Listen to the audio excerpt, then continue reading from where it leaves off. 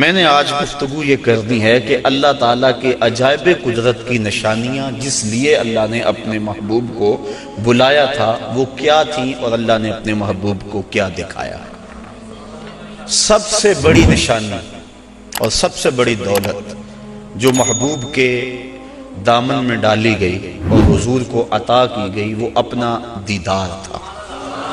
سب سے بڑی دولت جو اللہ تعالیٰ نے اپنے محبوب کو عطا فرمائی وہ اپنا دیدار تھا۔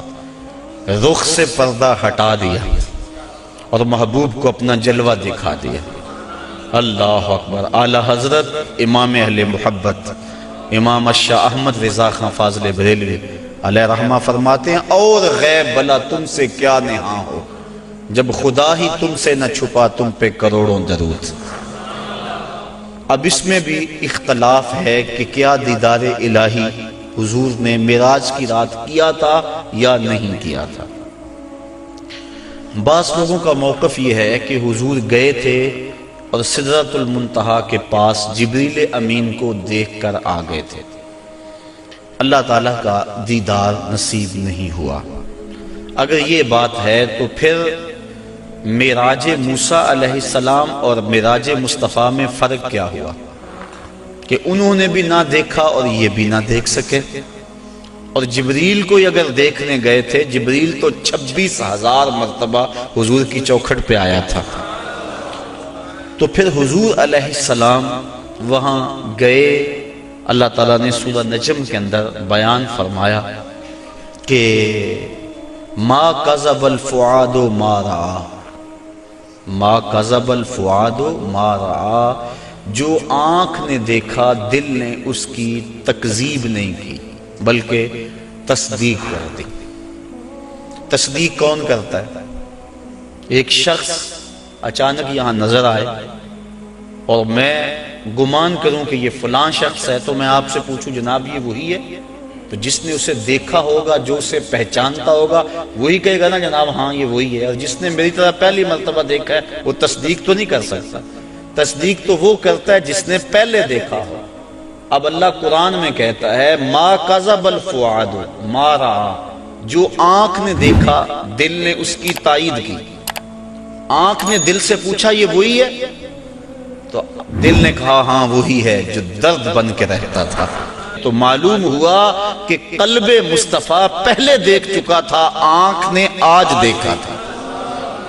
تو جس کو دل نے دیکھا ہو جب آنکھ اسے دیکھ لے تو اسے معراج کہتے ہیں۔ تو باقی رہا بات دل کے دیکھنے کا، امام عبد الوہاب شعرانی علیہ رحمہ آپ فرماتے ہیں کہ حضور علیہ السلام کو 34 مرتبہ معراج ہوا ہے۔ 33 مرتبہ حضور کو قلبی اور روحانی معراج ہوا ہے اور 1 مرتبہ سر کی آنکھوں سے اپنے رب کو دیکھا ہے۔ تو دل تو پہلے بھی جلوے پا چکا تھا، دل کو پہلے بھی انوار کی دولت ملی تھی، اور آنکھ نے آج پہلی بار دیکھا تھا۔ تو جو دل میں ہو جب سامنے آ جائے تو اسے معراج کہتے ہیں۔ تو ما کذب الفؤاد ما رأى، آنکھ نے جو دیکھا پھر دل نے اس کی تائید کر دی، تصدیق کر دی، تردید نہیں کی۔ اس پر علماء کی ابحاث ہیں، گفتگو ہے۔ حضرت امام احمد بن حنبل سے کسی نے پوچھا کیا لیلۃ المعراج کو محبوب علیہ السلام نے اپنے رب کو دیکھا؟ آپ نے فرمایا رآہ رآہ رآہ حتی انقطع نفسہ، آپ نے فرمایا ہاں دیکھا، اتنی بار یہ لفظ کہے کہ آپ کی سانس ٹوٹ گئی۔ کہا وہ گئے دیکھنے تھے اور دیکھ کر آئے تھے۔ اور اللہ تعالیٰ جل شانہ نے سورہ نجم کے اندر اس بات کو بڑی تفصیل کے ساتھ بیان فرما دیا کہ ارشاد فرمایا ما کذب الفؤاد ما رأى، جو آنکھ نے دیکھا دل نے اس کی تصدیق کی۔ افتمارونہ علی ما یری، تو کیا تم ان سے ان کے دیکھے ہوئے پر جھگڑتے ہو، تم بحث کرتے ہو ان کے دیکھے ہوئے پہ؟ آگے سنیے ذرا قرآن نے کیا کہا، وَلَقَدْ رَآهُ نَزْلَةً أُخْرَى، اچھا پھر سنو، اس نے 1 بار نہیں 2 بار دیکھا۔ تم ان کے دیکھے پہ جھگڑتے ہو کہ دیکھا کہ نہیں دیکھا؟ افتمارونہ، کیا تم ان سے بحث کرتے ہو؟ الا، اس بات پر، ما یرا، انہوں نے جو دیکھا۔ کہا وَلَقَدْ رَآهُ نَزْلَةً أُخْرَى، تو انہوں نے 2 مرتبہ دیکھا۔ اللہ اکبر۔ اور پھر آگے چل کے ارشاد فرمایا ما زاغ البصر وما طغى، اور ایسا دیکھا کہ آنکھ بھی نہیں جھپکی، آنکھ بھی نہیں جھپکی، نہ آنکھ جھپکی نہ حد سے بڑی۔ جب بندہ سورج کو دیکھتا ہے تو نظر چندھیا جاتی ہے اور دیکھ نہیں پاتا۔ حضرت موسیٰ علیہ السلام جلال خداوندی کی تاب نہ لا سکے، خرّ موسیٰ صاعقہ، قرآن نے کہا نا، زمین پہ بے ہوشی ہوئی اور تشریف لے آئے، اور جب سر اٹھایا اٹھے انی تبت الیک کے نغمے گانے لگے۔ لیکن یہاں کیا ہے؟ آنکھ بھی نہیں جھپکی، اور آنکھ میں طغیانی اور سرکشی بھی نہیں آئی۔ یہ کون کہہ رہا ہے؟ مالک کہہ رہا ہے کہ ایسا دیکھا کہ آنکھ بھی نہیں جھپکتا، نہ حد سے بڑھتی ہے آنکھ اور نہ آنکھ چندھیاتی ہے۔ دنیا پہ ضابطہ یہ ہے کہ جب کسی منظر کو کوئی ناظر دیکھے تو ناظر منظر کی تعریف کرتا ہے۔ گرمیوں میں آپ شمالی علاقہ جات میں نکل جاتے ہیں، وادی کیلاش میں چلے جاتے ہیں، سواد، کاغان، کتنی خوبصورت وادیاں اللہ نے پاکستان کو عطا فرمائی ہیں۔ وہاں آپ جاتے ہیں، جب واپس پلٹتے ہیں تو دوستوں کے سامنے منظر کشی کرتے ہیں کہ پہاڑوں سے اترتی ہوئی آبشاریں، گنگناتی ہوئی ندیاں، اور درختوں کی وہ قطاریں پریوں کی صورت کے اندر پہاڑوں پہ موجود تھی۔ برف پوش وادیوں کا بھی تذکرہ کرتے ہیں، اٹکیلیاں کرتے ہوئے دریاؤں کے پانیوں کا تذکرہ کرتے ہیں۔ آپ پلٹ کے آ کے منظر نگاری کرتے ہیں کہ حد ہو گئی، کیسا حسن تھا۔ علامہ اقبال علیہ رحمہ جب ان علاقوں میں گئے، کشمیر کے علاقوں میں، تو انہوں نے آ کر کہا من خدا را آنجا دیدم بے حجاب، لوگوں میں اس کو وہاں بے حجاب دیکھ کر آیا۔ اللہ اکبر۔ تو وہ کیسا منظر ہے، بندہ دیکھتا ہے تو دیکھنے والا منظر نگاری کرتا ہے۔ لیکن دنیا کا ضابطہ یہاں یہی رہا ہے کہ ناظر منظر کی تعریف کرتا ہے، واہ واہ کیسا منظر تھا، نظر کہتی ہے واہ واہ کیسا منظر تھا۔ لیکن پہلی مرتبہ ایسا ہوا جب نگاہ مصطفیٰ نے جمال خدا کو دیکھا تو منظر پکار اٹھا، ما زاغ البصر وما طغى، واہ واہ کیسی آنکھ ہے، نہ بھٹکتی ہے نہ بہکتی۔ اللہ اکبر۔ تو منظر نے پہلی مرتبہ نظر کی تعریف فرمائی۔ تو ایسا دیکھا کہ ایسا کسی نے نہیں دیکھا ہوگا جیسا مصطفیٰ نے دیکھا۔ اللہ تعالیٰ نے اپنے محبوب علیہ السلام کو فرمایا یا محمد انت و انا و ما سوا ذالک خلقت لاجلک، محبوب ایک تو ہے ایک میں ہوں، اور اس کے علاوہ جو کچھ ہے میں نے تیرے لیے پیدا کیا۔ تو حضور علیہ السلام نے جواباً عرض کی اللہم انت و انا و ما سوا ذالک ترکتہ لاجلک، مالک ایک تو ہے ایک میں ہوں، اور اس کے علاوہ جو کچھ تو نے میرے لیے پیدا کیا سب کچھ تیرے لیے چھوڑ آیا ہے۔ اللہ تعالیٰ نے اپنے محبوب کو بہت کچھ دیا، جھولیاں بھر دی، ہماری عقلیں احاطہ نہیں کر سکتی۔ امام حقی لکھتے ہیں 70,000 اسرار تھے، 70,000 رموز اور 70,000 حکایتیں، بہت کچھ عطا کرنے کے بعد فرمایا محبوب یہ تو میں نے تجھے اپنی مرضی سے دیا، اب تو بتا تیری چاہت کیا ہے۔ بما اشرفک یا احمد صلی اللہ علیہ وسلم، اس کو امام غازی نے بھی لکھا، ملا جیون تفسیرات احمدیہ میں لکھتے ہیں، باقی لوگوں نے بھی اس کو لکھا، کہا بما اشرفک یا احمد، اے محبوب بتا تجھے کیا عطا کروں، تیری اپنی چاہت اور ڈیمانڈ کیا ہے۔ اب 1 منٹ کے لیے میں آپ کو اختیار دے دوں، مجھے اختیار دیا جائے کہ مانگو کیا مانگنا ہے، تو ہمارے سوال سے ہماری ذہنی اپروچ کی خبر ہو جائے گی، کس کی سوچ کتنی بلند ہے، کیا مانگتا ہے۔ کسی کے سوال سے اس کے اندر کی کیفیت سمجھ میں آ جاتی ہے، کسی کی عظمت کا اندازہ کرنا ہو تو اس کے سوال سے اندازہ کیا جا سکتا ہے۔ اب اللہ نے اپنے محبوب کو اختیار دیا کہ محبوب مانگ کیا مانگتا ہے۔ اب دیکھیے حضور کا انتخاب کہ حضور نے کیا مانگا۔ جب کہا بما اشرفک، تجھے کس چیز سے نوازوں، تو عرض کی بنسبتی الیک شرفنی بالعبودیہ، اے اللہ ساری زندگی میں نے کہا کہ تو میرا رب ہے، سجدوں میں، قیام میں، رکوع میں، بدر کی وادی میں پتھر کھانے کھائے، اور میں نے کہا کہ تو میرا رب ہے، مطاف میں، حتیم میں، کعبۃ اللہ میں، سین حرم میں، ہر جگہ میں نے کہا کہ تو میرا رب ہے۔ آج تو بھی تو کہہ دے کہ تو میرا بندہ ہے۔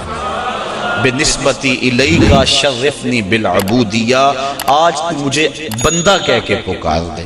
تو اللہ تعالیٰ نے اپنے محبوب علیہ السلام کو معراج کے واقعہ میں جہاں بھی پکارا عبد کہہ کے، سبحان الذی اسری بعبدہ فاوحی الی عبدہ ما اوحی، اور پھر 50 نمازوں کا تحفہ دے کر حضور علیہ السلام کو روانہ کیا۔ تفصیلات بہت ساری ہیں، اختصار کے ساتھ اپنے مضمون کی طرف آ رہا ہوں۔ حضرت موسیٰ علیہ السلام چھٹے آسمان پہ ملے اور کہا کیا ملا؟ بتلایا کہ 50 نمازیں ملی ہیں اور جنابت پر 7 مرتبہ غسل کرنا ملا ہے، کسی کپڑے کو نجاست لگ جائے تو 7 بار اس کو دھونا اور اس سے وہ پاک ہو جائے گا، مجھے یہ ملا ہے۔ اللہ کی بارگاہ میں حاضر ہوا اور یہ تحائف لے کر پلٹا ہوں۔ تو حضرت موسیٰ علیہ السلام نے کہا کہ آپ کی امت اتنا بوجھ برداشت نہیں کر سکتی، چونکہ میں بنی اسرائیل کا تجربہ رکھتا ہوں، یہ 50 نمازیں نہیں پڑھیں گے۔ اللہ کی بارگاہ میں جائیں اور تخفیف کی درخواست کریں۔ حضور علیہ السلام حاضر ہوئے، تخفیف کی درخواست کی، 5 نمازیں معاف ہوئی، باقی 45 رہ گئی۔ اس طرح باقی معاملات میں بھی تخفیف ہوئی۔ پھر آئے، انہوں نے پھر کہا، پھر گئے، پھر آئے، حتیٰ کہ اللہ حاضر قیاس 5 نمازیں رہ گئیں۔ حضرت موسیٰ علیہ السلام نے عرض کی کہ حضور ایک مرتبہ اور جائیے۔ فرمایا مجھے اب اپنے رب سے حیا آتی، چونکہ عادت باری تعالیٰ یہ تھی کہ ہر بار 5 نمازیں معاف ہوتی تھی، اب رہ ہی 5 گئی تھی، اب جاتے تو اللہ یہ بھی رخصت دے دیتا، جو 50 سے 5 کر سکتا ہے وہ 5 میں بھی تخفیف فرما سکتا تھا، لیکن کہا اب مجھے اپنے رب سے حیا آتی ہے۔ اب اس پر 2-3 باتیں، ایک یہ کہ اللہ کے علم میں بلا نہیں تھا کہ بالآخر 5 نمازیں رہ جانی، پتا تھا نا اللہ کو بالآخر 5 رہ جانی ہے، تو اللہ دیتا ہی 5، پہلے 50 دی، پھر گئے، پھر 5 معاف کی، پھر گئے، حتیٰ کہ 9 مرتبہ جانا ہوا اور پھر 5 رہ گئی۔ اللہ تعالیٰ کا علم بڑا وسیع ہے اور اللہ تعالیٰ کا علم قدیم ہے اور حادث نہیں، تو اس کو پتا تھا کہ بالآخر 5 نمازیں رہ جانی ہیں، وہ عطا ہی 5 کرتا، لیکن اگر وہ 5 دیتا لوگوں کو عظمت مصطفیٰ کا علم کیسے ہوتا؟ اللہ کے ہاں جو محبوب علیہ السلام کی محبوبیت ہے اس کا پتہ کیسے چلتا؟ اور دوسری بات، لا تبدیل لکلمات اللہ، اللہ کی باتیں تبدیل، اور یہاں بظاہر 9 مرتبہ تبدیلی آئی ہے۔ کتنی مرتبہ؟ تو اللہ تو فرماتے میری باتیں تبدیل نہیں ہوتی، یہاں 9 مرتبہ تبدیلی آئی، تو اللہ تعالیٰ نے دوسرا ضابطہ دے دیا، من جاء بالحسنۃ فلہ عشر امثالھا، جو ایک نیکی کرے 10 کا ثواب دوں گا۔ اللہ کی باتیں نہیں بدلتی، تم 5 پڑھو گے ثواب میں 50 کا ہی عطا فرماؤں گا۔ تو یہ جو معراج ہے، اس کا جو اہم ترین تحفہ امت کے لیے حضور لے کر آئے وہ نماز کی صورت میں تھا، اور ارشاد فرمایا حبب الی من دنیاکم ثلاث الطیب والنساء وجعلت قرۃ عینی فی الصلاۃ، مجھے تمہاری دنیا سے صرف 3 چیزیں پسند ہیں، خوشبو، منکوحہ عورتیں، اور میری آنکھوں کی ٹھنڈک نماز میں رکھی گئی۔ اور یہ بھی فرمایا الصلاۃ معراج المؤمنین، نماز مومنوں کا معراج ہے۔ اللہ اکبر۔ اور یہ بھی ارشاد فرمایا جس نے نماز قائم کی اس نے دین کو قائم کیا، جس نے نماز گرا دی اس نے دین گرا دیا۔ اور صحابہ فرماتے ہیں ہم مومن اور کافر کے درمیان فرق نماز سے کرتے تھے، جو نماز پڑھتا ہم سمجھتے مومن ہے تبھی تو پڑھتا، اور جو نماز نہ پڑھتا ہم سمجھتے کافر ہے تبھی نہیں پڑھتا۔ اور کل قیامت کے دن اللہ تعالیٰ سب کو ارشاد فرمائے گا کہ مجھے سجدہ کرو، آج کوئی کرتا ہے یا نہیں کرتا، کل تو چاہے گا، لیکن جو نماز نہیں پڑھتا ہوگا باوجود آرزو رکھنے کے اس کی کمر اکڑ جائے گی اور وہ اللہ کو سجدہ نہیں کر سکے گا۔ اور پھر جس صف میں دشمنان خدا کھڑے ہوں گے، فرعون، حامان، ابی بن خلف، بے نمازی کو صف میں کھڑا کر دیا جائے گا۔ ہم میں سے کیا کوئی گوارا کرتا ہے کہ فرعون کے کندھے سے کندھا جوڑ کے کھڑا ہو جائے، اور اس صف پر لعنتیں برس رہی ہوں گی جس صف میں یہ لوگ کھڑے ہوں گے، تو اگر ہم اس کو گوارا نہیں کرتے، اور کبھی بھی ایک مومن گوارا نہیں کرتا کہ دشمنان خدا کے ساتھ کھڑا ہو، تو پھر اگر ہم نماز نہیں پڑھتے تو ہمیں توبہ کر کے پچھلی بھی نمازیں پڑھنی چاہیے، قضا کرنی چاہیے، اور آئندہ ہمیں قصد کر لینا چاہیے کہ آج کے بعد نماز نہیں چھوڑیں گے۔ حضرت ابو ذر غفاری رضی اللہ تعالی عنہ کے ساتھ حضرت عثمان رضی اللہ تعالی عنہ تھے۔ ایک تو حضرت عثمان بن عفان ہیں، یہ اور صحابی ہیں۔ کہتے ہیں کہ ہم اکٹھے جا رہے تھے، راستے کے اندر ایک درخت آیا جس کی ایک شاخ لٹک رہی تھی، جس کے اوپر زرد پتے تھے۔ حضرت ابو ذر نے ان کو پکڑ کے شاخ کو زور سے جنبش دی، جتنے بھی پتے تھے زرد وہ گر گئے اور شاخ اریاں ہو گئی۔ میں اس منظر کو دیکھ کے محظوظ ہوتا رہا۔ پھر حضرت ابو ذر غفاری میری جانب متوجہ ہوئے اور کہنے لگے، اے عثمان، تو نے پوچھا نہیں کہ میں نے اس شاخ کو یوں پکڑ کے جھٹکا کیوں دیا ہے؟ تو کہتے ہیں میں نے کہا اچھا پھر آپ بتا دیں کہ آپ نے شاخ کو جھٹکا کیوں دیا ہے۔ کہا ایک دن میں حضور کے ساتھ جا رہا تھا، راستے میں ایسا ہی ایک درخت آیا اور اس کی شاخ تھی جس پہ زرد پتے تھے، آقا کریم نے اس کو پکڑ کے جنبش دی، پتے یوں ہی جھڑ گئے۔ میں اس منظر کو دیکھ رہا تھا، آقا کریم نے میری طرف دیکھ کر کہا، ابو ذر تو نے پوچھا نہیں میں نے شاخ کو جنبش کیوں دی ہے؟ تو میں نے یوں عرض کی، حضور آپ بتا دیں کہ آپ نے کیوں جنبش دی؟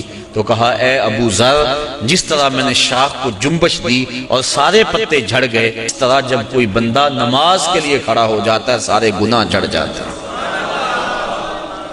آقا کریم علیہ السلام نے معراج کی رات جو خاص چیزیں دیکھیں اور امت کو بیان فرمائیں، لِنُرِيَهُ مِنْ آیاتنا، اور معراج کا مقصد تھا محبوب کو بہت کچھ دکھلانا، سب سے بڑی دولت اپنا دیدار اور بہت کچھ۔ جنت دوزخ کا جو ہے حضور نے مشاہدہ کیا، تو حضور نے کچھ لوگوں کو دیکھا کہ ان کے سر پتھر کے ساتھ کچلے جا رہے تھے، اور پھر اس کے بعد پھر وہ ٹھیک ہو جاتے، پھر دوبارہ ان کو کچلا جاتا۔ تو جبریل امین سے حضور علیہ السلام نے پوچھا کہ یہ کون لوگ ہیں اور ان کے سر کیوں کچلے جا رہے ہیں؟ تو جناب جبریل امین نے عرض کی کہ حضور یہ وہ لوگ ہیں کہ جن کے سر نماز کی وجہ سے بوجھل رہا کرتے تھے، اور آج ان کو یہ سزا دی جا رہی ہے۔ تو نماز سے سروں کا بوجھل رہنا یہ اس قدر کبھی امر ہے کہ قیامت کے دن اس کی سخت سزا ہوگی۔ آپ نے علماء سے سینکڑوں بار یہ سنا، اول ما یحاسب بہ العبد یوم القیامہ الصلاۃ، قیامت کے دن بندے سے سب سے پہلا سوال نماز کا کیا جائے گا، اور اگر پہلا سوال کا جواب بھی نہ آیا اگلی باتیں تو بعد میں ہیں، اس لیے ہمیں قصد کرنا چاہیے کہ آج کے بعد نماز نہیں چھوڑیں گے۔ حضور علیہ السلام نے معراج کی رات ایک شخص کو دیکھا، لکڑیوں کا ایک بہت بڑا گٹھا تھا جس کو اٹھانے کی کوشش کرتا تھا، لیکن اس سے وہ اٹھایا نہیں جاتا تھا، بھاری تھا، اس کی طاقت سے زیادہ تھا، لیکن اس کے باوجود وہ دائیں بائیں سے لکڑیاں اس کے اندر شامل کرتا تھا۔ پوچھا کہ یہ کون شخص ہے؟ اس کا جو گٹھا ہے لکڑیوں کا وہ پہلے بڑا بھاری ہے، اور مزید وہ لکڑیاں دائیں بائیں سے لے کر اس کے اندر شامل کر کے اس کو مزید وزنی کرتا چلا جا رہا ہے۔ تو عرض کی کہ حضور یہ آپ کی امت کا وہ شخص ہے کہ جس کے پاس لوگوں کی کثرت کے ساتھ امانتیں موجود ہیں، اور وہ ان کو ادا کرنے کی پوزیشن میں نہیں، لیکن اس کے باوجود اور امانتیں پکڑتا چلا جا رہا ہے، اور اس بات میں حدیث ہے کہ لوگ میرے پاس پیسے امانتیں جمع کروائیں۔ تو کل قیامت کے دن اس صورت کے اندر جو ہے وہ اس کی سزا دکھلائی گئی کہ اس گٹھے کو اٹھانے کی کوشش کرتا ہے، اور ایک روایت میں آتا ہے کہ کل قیامت کے دن جس شخص نے لوگوں کی امانتیں دینا ہوں گی تو اس کو لوگ پکڑیں گے اور کہیں گے ہماری امانتیں واپس کر۔ وہ کہے گا اب اس وقت تو میرے پاس کچھ نہیں۔ اسے فرمایا جائے گا کہ جو ان لوگوں کی امانتیں تیرے پاس ہیں وہ ایک جگہ رکھی ہوئی ہیں، اگر تو ان کو وہاں سے لا کر کے دے دے تو تیری جان چھوٹ سکتی ہے۔ تو وہ کہے گا کہ کہاں ہیں؟ تو اس کو جہنم کے دروازے پہ لے جایا جائے گا، اور پھر کہا جائے گا اس جہنم میں اتر، اس کے پیندے میں امانتیں رکھی ہیں اور وہ نکال کے ان لوگوں کو دے۔ اور حدیث کی روح سے جہنم کی جو گہرائی ہے وہ 70 سال لگتے ہیں اس کی تہہ تک پہنچنے میں۔ آقا کریم تشریف فرما تھے کہ ایک دھماکے کی آواز آئی، پوچھا صحابہ اس آواز کو سنا؟ عرض کی ہاں۔ فرمایا کہ یہ آواز کیسی ہے؟ اللہ و رسولہ عالم۔ عرض کی اللہ اس کا رسول جانتا ہے۔ فرمایا 70 سال قبل جہنم میں ایک پتھر پھینکا تھا، اب وہ پیندے پہ گرا ہے، یہ اس کے گرنے کی آواز ہے۔ تو 70 سال جاتے ہوئے لگتے ہیں اور 70 سال آتے ہوئے لگتے ہیں۔ بعض لوگ کہہ دیتے ہیں یار اگر جہنم میں گئے بھی تو ایک جھٹکا لگے گا، اگر ایک جھٹکا بھی لگا تو 140 سال لگ جائیں گے۔ فما اصبرہم علی النار، لوگوں کا آگ پر کتنا بڑا حوصلہ ہے کہ وہ ایسی باتیں کر جاتے ہیں۔ اب اس کو 70 سال جہنم کے پیندے تک اترنے میں لگیں گے۔ وہاں واقعی امانتیں جو لوگوں کی اس نے پکڑی ہوئی ہوں گی وہ موجود ہوں گی، ان کو پکڑ کے پھر 70 سال تک اوپر آئے گا، اور جب وہ کنارے پہ آ کے باہر نکلنے لگے گا پھر پاؤں پھسل جائے گا، اور پھر 70 سال تک لڑکتا ہوا نیچے چلا جائے گا، پھر 70 سال بعد آئے گا، اور جب اس کی دیوار کے آخر تک پہنچے گا لیکن پھر اس کا پاؤں پھسل جائے گا۔ لوگوں کی امانتیں ہڑپ کرنے والے کو قیامت کے دن یہ سزا دی جائے گی۔ میں اور آپ اتنا بوجھ اٹھائیں جتنا ہم اٹھا سکتے ہیں، اور ہمیں دیکھیں کہ ہم ہمارے ذمے جو ہے وہ کسی کا غصب کیا ہوا، کسی سے رشوت میں لیا ہوا، اور کسی کی مجبوری سے فائدہ حاصل کر کے اس سے مال لیا ہوا، اور دیوار رکھتے ہوئے ہم سائے کے 2 انچ دبائے ہوئے، ہم سب کچھ دیکھ سکتے ہیں اور اپنے مستقبل کی منصوبہ بندی کر سکتے ہیں۔ حضور علیہ السلام آگے گئے تو آقا کریم نے دیکھا کہ کچھ عورتیں ہیں کہ جو چھاتیوں کے بل لٹکائی گئی۔ فرمایا کہ یہ کون سی خواتین ہیں؟ تو عرض کی کہ حضور آپ کی امت کی یہ وہ عورتیں ہیں جو زنا کیا کرتی تھیں، اور آج ان کو یہ سزا دی جا رہی ہے۔ اس سے آگے بڑھے تو دیکھا کہ کچھ لوگوں کے سامنے خوشبودار اور چھوٹے چھوٹے ٹکڑے گوشت کے پڑے ہوئے ہیں، لیکن وہ اس کو نہیں کھا رہے۔ آگے بدبودار اور متعفن کھانا پڑا ہوا ہے، گوشت پڑا ہوا ہے، وہ اس کو کھا رہے ہیں۔ پوچھا کہ یہ کون لوگ ہیں؟ تو جبریل نے عرض کی کہ آپ کی امت کے یہ وہ لوگ ہیں کہ جن کو حلال بیویاں میسر تھی، لیکن اس کے باوجود وہ بازاری عورتوں سے اپنا منہ کالا کیا کرتے تھے۔ تو کل قیامت کے دن ان کو سخت سزا دی جائے گی۔ آگے بڑھے تو حضور علیہ السلام نے دیکھا کہ کچھ لوگ ہیں کہ جن کے پیٹ بہت بڑے ہیں اور ان کے اندر سانپ ہیں، تو وہ کھڑے ہوتے ہیں لیکن پیٹ کا بہت بڑا ہونا ان کو کھڑا نہیں ہونے دیتا، پھر گر جاتے ہیں۔ پوچھا کہ یہ کون لوگ ہیں؟ تو بتلایا گیا کہ یہ وہ لوگ ہیں جو سود کھایا کرتے تھے۔ سود کی حرمت قرآن مجید میں بڑی وضاحت کے ساتھ آئی، اور فرمایا سود لینے والا، حضور نے ارشاد فرمایا سود دینے والا، سود کی رقم پہ گواہ بننے والا اور سود کی رقم کے معاملے کو لکھنے والا گناہ میں برابر کے شریک ہے۔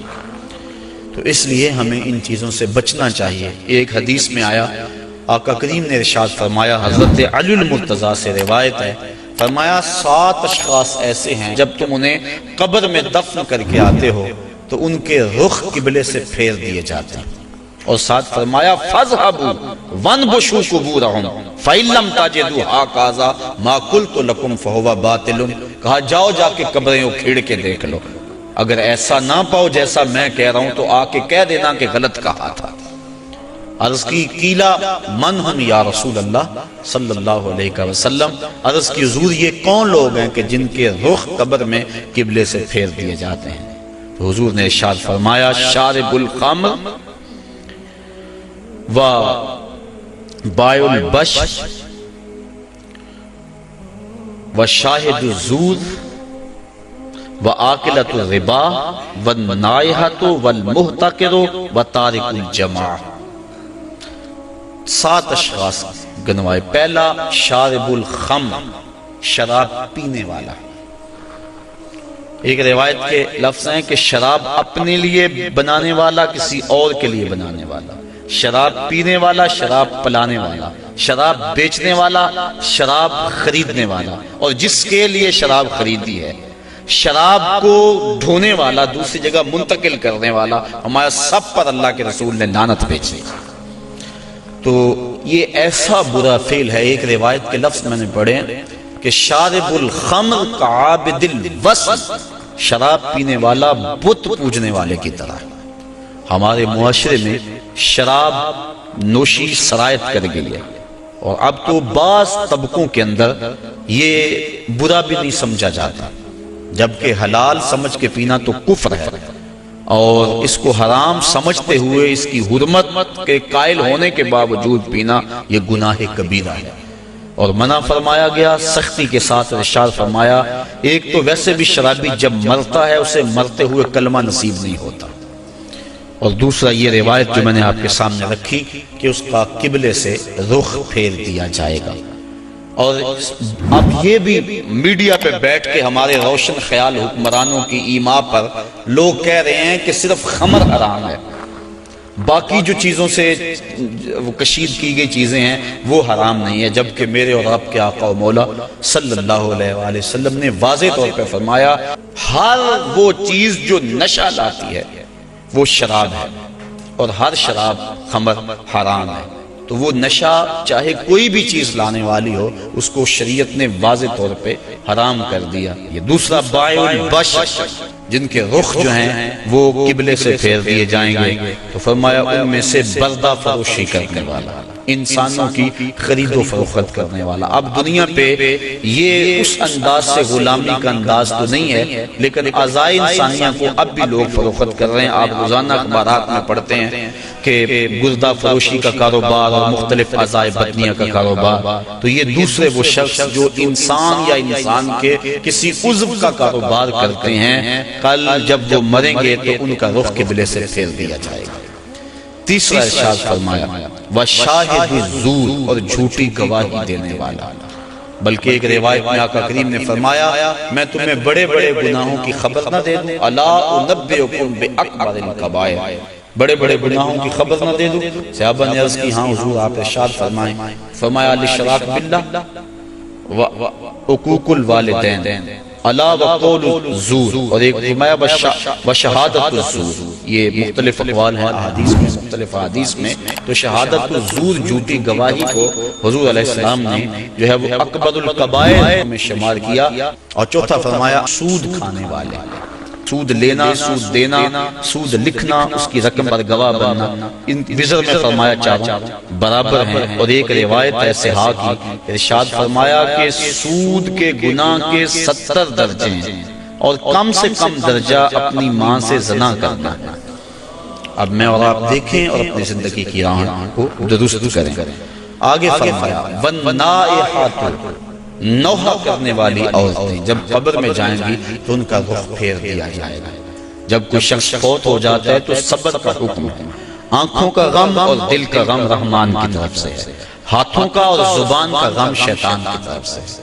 فرمایا لیس منا من ضرب الخدود وشق الجیوب ودعا بدعوی الجاہلیہ، جس نے گریبان نوچے، اپنے منہ پہ تھپڑ مارے اور جہلوں جیسی باتیں کی، فرمایا ہمارے سے اس کا کوئی تعلق نہیں ہے۔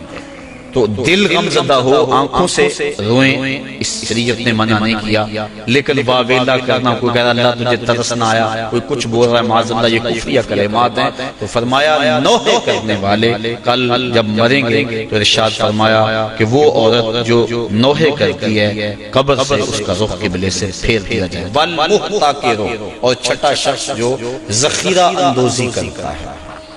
ذخیرہ اندوزی انسان کا کھانے پینے کا سامان ہے غلہ، اور جانوروں کا جو چارہ ہے، اس میں ذخیرہ اندوزی شریعت نے منع فرمائی ہے۔ باقی جو معاملات ہیں کاروبار آپ کے، ان میں اگر کر لیں تو وہ منع نہیں۔ اور اس میں حضور نے ارشاد فرمایا جس نے 40 دن تک ذخیرہ اندوزی کی، اللہ تعالیٰ اسے 40,000 سال جہنم کی آگ میں جلائے گا۔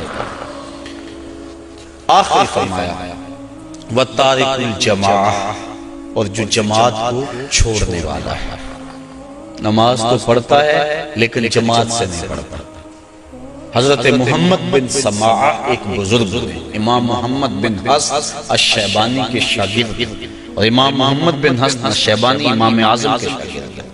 محمد بن سماعہ کہتے ہیں 103 سال عمر پائی، کہتے ہیں 40 سال بیت گئے، جماعت کیا میری تکبیر اولیٰ بھی قضا نہ ہوئی، میری والدہ کا انتقال ہو گیا، بس مصروفیت ایسی ہوئی، صدمہ ایسا پڑا کہ میں مسجد میں آیا، سلام پھر گیا تھا، جماعت ہو چکی تھی، بڑا پریشان ہوا کہ زندگی میں کبھی کوئی تکبیر اولیٰ بھی نہیں رہی، آج جماعت بھی جاتی رہی۔ پھر میں نے سوچا ایک نماز جو جماعت سے پڑھی جائے منفرد پڑھنے والی 25 نمازوں کے برابر ہے، ایک روایت میں 27 نمازوں کے برابر ہے، چلو میں اس نماز کو 25 بار پڑھ لیتا ہوں۔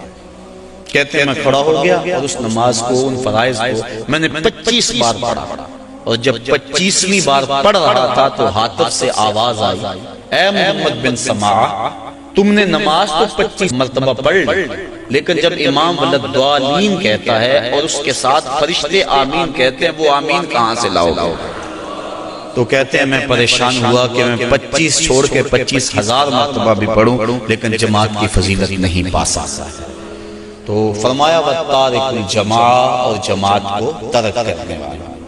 حضور علیہ السلام نے ارشاد فرمایا کہ پھر میں آگے بڑھا تو میں نے کچھ لوگوں کو دیکھا کہ ان کی زبانیں لوہے کی کینچیوں سے کاٹی جا رہی تھی۔ میں نے جبریل امین سے پوچھا کہ یہ لوگ کون ہیں کہ جن کی زبانیں لوہے کی کینچیوں سے کاٹی جا رہی ہیں؟ جبریل نے عرض کی کہ حضور یہ آپ کی امت کے وہ فتنہ پرور خطیب ہیں جو کہتے کچھ اور تھے کرتے کچھ اور تھے۔ ہاؤلائی خطباء الفتنہ، یہ فتنہ پرور خطیب ہیں جن کی زبان معاشرے میں آگ لگاتی تھی اور زمانے کو کچھ اور کہتے تھے لیکن اپنا عمل اور اپنا کردار ان کا کچھ اور تھا۔ اس لیے منبر و محراب کے جو وارث ہیں ان کو ایک ایک لفظ جو ہے وہ تول کے بولنا چاہیے، اور اس پر پہلے عمل ہو تو لفظ لوگوں کے دلوں میں اترتے ہیں۔ تقریر سادہ ہو یا مختصر ہو اس سے کوئی غرض نہیں ہے، لیکن اگر انسان کی گفتگو کے پیچھے اس کے اپنے عمل کی قوت نہیں ہوگی تو چاہے اس کی تقریر سے لوگ لوٹ پوٹ ہو جائیں اور سارا دن دھوم مچی رہ کے حد ہو گئی، لیکن اس کے اثرات روح تک نہیں پہنچیں گے، وہ دماغ تک ہی ٹھہر جائے گی، دل تک نہیں پہنچ پائے گی۔ اس لیے فرمایا یہ آپ کی امت کے وہ فتنہ پرور خطیب ہیں کہ جو زبان سے کچھ اور کہتے ہیں اور ان کا اپنا کردار اور عمل اور ہے۔ انسان جب اپنی زبان کو کھولے تو اپنے عمل کا جائزہ لے لے۔ آپ اور میں بھی جو ہے وہ اپنی زندگی میں اس چیز کو غور کے ساتھ دیکھیں۔ غالباً حضرت باجید بستامی آپ کے پاس ایک بڑھیا آئی اور اس نے کہا کہ میرا جو بیٹا ہے یہ گڑ بہت کھاتا ہے، میٹھا بہت کھاتا ہے، آپ اس کو تاکید کر دیں، کوئی تعویذ لکھ دیں۔ آپ نے فرمایا اس کو کہ اس کو کل لے کر آنا۔ دور دراز کا سفر تھا، پیدل سفر تھے، دوسرے دن وہ تھکی ہاری پھر آئی۔ آپ نے بچے کے سر پہ شفقت کا ہاتھ پھیرا، کہا بیٹا زیادہ مناسب نہیں ہے کسی چیز میں بھی کثرت کرنا، لہذا جو ہے وہ اعتدال سے آگے نہ بڑھو اور زیادہ نہ کھایا۔ تو اتنا کہا اور کہا کہ جائیے، میں نے تاکید کر دی ہے۔ تو مائی نے کہا کہ حضرت کل میں آئی تھی اتنا لمبا سفر کر کے، اگر یہی بات کہنی تھی تو آپ کل ہی کہہ دیتے۔ اتنا لمبا سفر میں نے دوبارہ کیا، میں نے کہا شاید کوئی خاص عمل ہے جو آپ نے کرنا ہے۔ تو فرمایا کہ اصل بات یہ تھی کہ کل اتفاق سے میں نے خود کھایا ہوا تھا، اس لیے اسے منع کرتا تو شاید میری بات میں اثر نہ ہوتا۔ اب یہ کام اور سادہ سی بات ہے، لیکن ہم اگر اپنے بچوں کو گھر میں تاکید کرتے ہیں نا، بعض کا لوگ کہتے ہیں یہ بچے نماز نہیں پڑھتے، اچھا جی ان کے لیے دعا کر دیں، ہم نہیں پڑھتے چلو یہ تو پڑھیں۔ تو میں کہا کرتا ہوں یہ کیوں پڑھیں؟ جب تم نہیں پڑھتے تو یہ کیسے پڑھیں؟ ماں باپ کو خود نمونہ بننا چاہیے۔ اس طرح ہمارے علماء کو، مبلغین ہیں، مشائخ اعظام ہیں، جو بھی ذمہ دار ہے، جو بھی بات 2 4 10 20 50 لوگوں تک بات منتقل کرتا ہے، اس کو خود نمونہ بننا چاہیے۔ صرف یہ تقریر، واز، لچھے دار گفتگو اور اس سے لوگوں سے پیسے بٹور لینا یہ بات نہیں ہے، بلکہ بات جو دل سے نکلتی ہے اثر رکھتی ہے۔ اس لیے ہم بات دل سے کہیں اور جو کہیں اس پر ہمارا پہلے عمل ہو۔